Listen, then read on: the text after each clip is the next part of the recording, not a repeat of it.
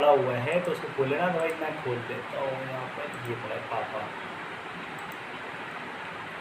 अब मुझे पता करना है कि यहाँ पर मैंने किया सम, क्या किया, प्रोटेक्शन लगा रखा है ब्रो।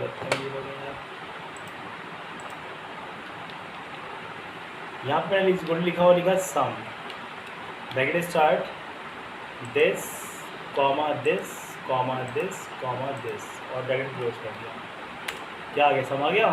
अब मुझे पता करना है कि वैल्यू आई तो आई कैसे, तो हम कहाँ जाएंगे, फॉर्मूले में जाना और ये देखो ऑप्शन दिखाएगा ट्रेस प्रेसिडेंट, क्या लिखा है, ट्रेस प्रेसिडेंट, ठीक है।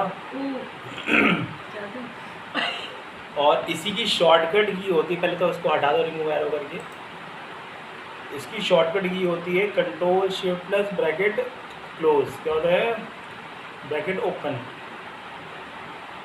Control shift plus bracket open, ये करली ब्रेसेस को ओपन करोगे तो ये सिलेक्ट हो जाएगा।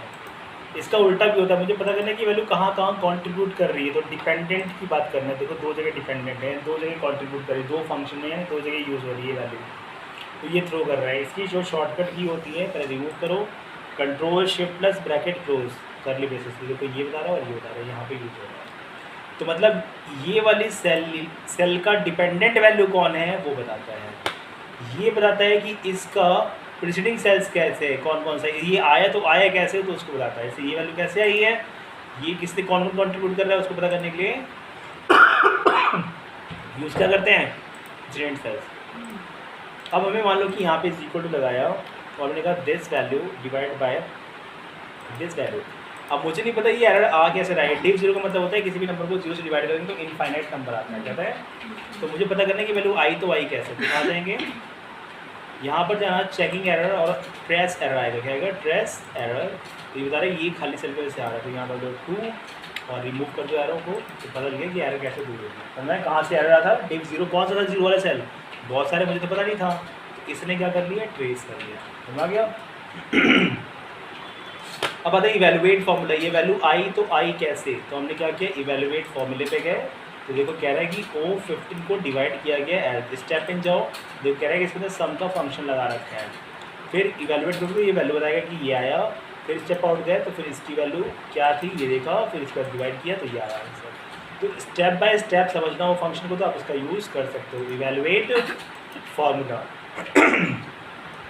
फिर था शो फार्मूला, अगर यहाँ क्लिक करेंगे तो ये सारे फार्मूले शो करता है, इसको बोलते हैं शो फार्मूले के पार्ट होते हैं। जब हमें फार्मूला ही देखना होता है तो ये दिखाई देगा, लेकिन इस मोड पे आप कोई भी चीज़ करोगे ना तो उसका आउटपुट नहीं देख पाओगे, क्या आएगा, एज इट इज़ रह जाएगा, लेकिन जैसे ही हम इसको हटाएंगे तो ये आउटपुट आ जाएगा, समझा है ना।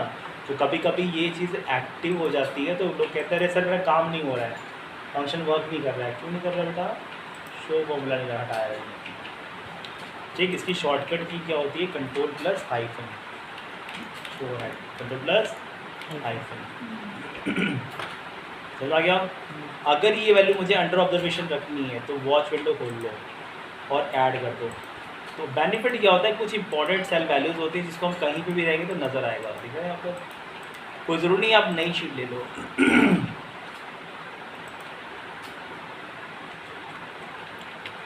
देखो यहाँ पर दो शीट है, यहाँ पे जाओ,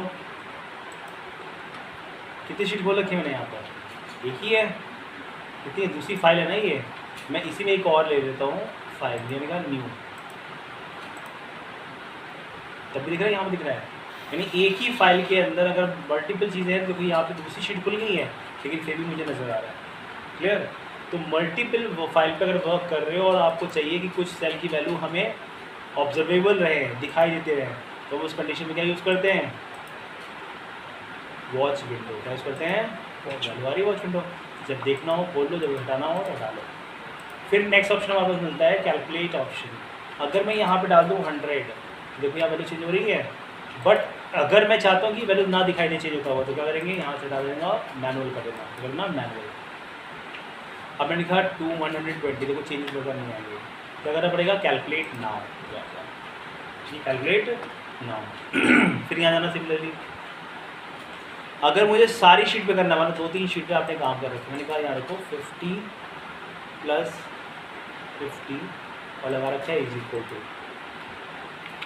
अरे यहाँ पर मैंने कहा कि इस वाली सेल का जो 50 है, ये 50 यहाँ से ना उठा के मैंने इस जगह से ले लिया, शीट 1 से मैंने ये ले लिया, ठीक है। यहाँ पे चेंज हो रहा है, तो मैंने क्या किया कि यहाँ पे मैं चेंज कर रहा हूँ वैल्यू। देखो यहाँ में लिखा कौन सी वैल्यू दी है इसमें, L6 ये मैंने कर दिया 5, क्या कर दिया यहाँ पर 5। तो देखो अभी चेंज नहीं हुआ होगा, यहाँ भी 37 है और यहाँ पर भी कितना है, कौन सी ली थी, इसको ली थी, कितनी है, देखो दोनों सेम है ना, 81 37 है और यहाँ कितना है 187, क्योंकि रिफ्रेश हो चुका है। क्या हो गया, ये रिफ्रेश हो गया, लेकिन यहाँ पे नज़र नहीं आ रहा है। यहाँ पे कैसे आएगा, कैलकुलेट 9 करने के बाद 55, और यहाँ क्या आ रहा है, यहाँ भी चेंज हो गया होगा, देखो 6 हो गया चेंज। तो ये होता है सारी शीट पे एक साथ करने के लिए, और ये होता है सिर्फ एक शीट पे करने के लिए कॉन्सेप्ट। तो ये खत्म होता है तुम्हारा यहाँ से, ये ऑडिटिंग फार्मूला और कैलकुलेशन और पढ़ना है बस इतने कर लो ट्राई, यहाँ से यहाँ तक।